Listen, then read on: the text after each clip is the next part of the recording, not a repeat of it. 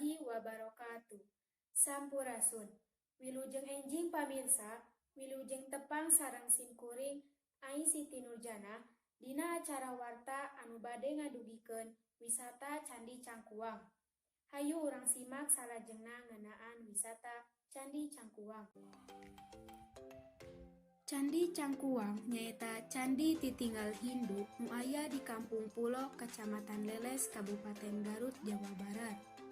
Candi ieu teh munggaran pisan kapanggih di tanah Sunda, sarta mangrupa hiji-hijina candi Hindu di kota Sunda. Candi Cangkuang ayeuna tos direka-reka.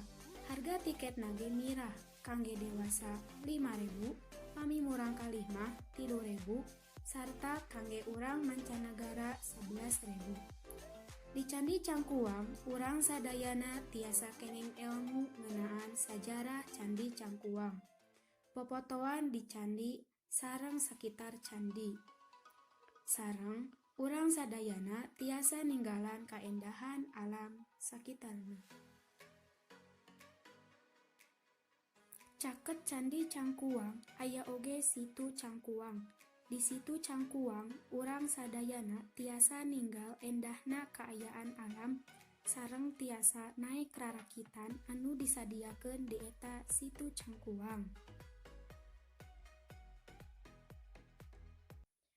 Mun sakitu kahaturan ti abdi sadaya, hatur nuhun kana perhatosanana. Wassalamualaikum warahmatullahi wabarakatuh.